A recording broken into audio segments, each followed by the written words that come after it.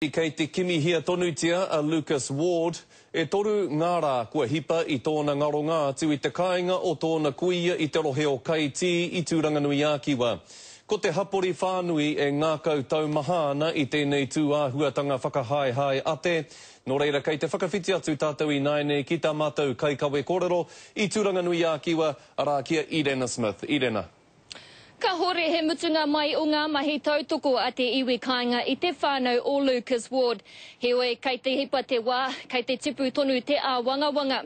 Heoi, aha kua tērā, kei te tuku tonu ngā inui, me ngā kupu tautoko a te iwi kāinga ki te whānau nei. This is for you, Luke, and your mum and dad. Won't you walk with me? He tangi mai o hātu ki te tamaiti kua titia ki te ngākau o te iwi whānui o Tūranganui Ākiwa. And I hope we find him, because now he's part of our community, he's our boy, so hopefully we can get him home safely. Kei te haere tonu ngā mahi kimi I a Lucas Ward, aha kua hipa te toru rā I naenei, mai I tōna ngarohanga. Everyone in Gisborne are awesome, beautiful, beautiful community. Kia ora. Mahi Warden's office. Ko ngā wātene Māori tētahi o te hunga tuatahi ki te puta ki runga I ngā huarahi I te ngarohanga o Lucas I te ahiahi o te tūrei. Kei te whakapau kaha tonu rātau ki te āwhina I te whānau.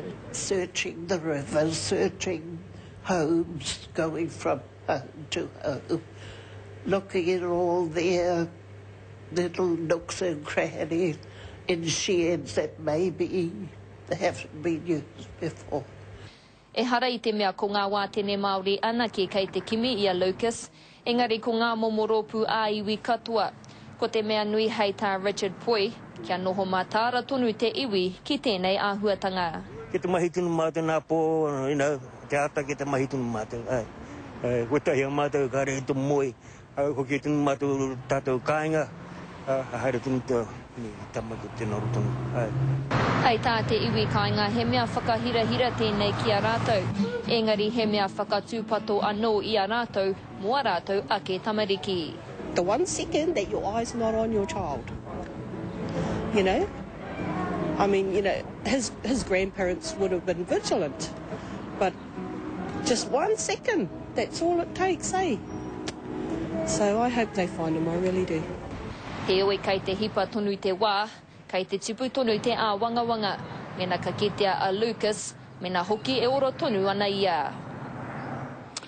I tēnei wā kei te kōrero te kaihautu pirihimana a Sam Abrahama ki te hunga pāpāho.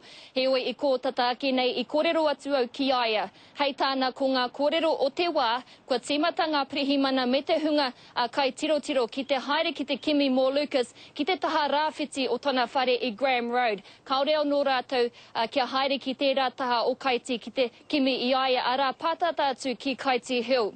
Hei tāna anō, kei te haere tonu ngā mahi tirotiro ki roto I te awa, ki ngā whare, ki ngā tiriti hoki mō tēnei tamaiti ka haere tonu ngā mahi tirotiro nei mō ngā rā whakatā. Scotty. Irena Smith I Tūranganui Ākiwa, tēnā rawa tūrā koe.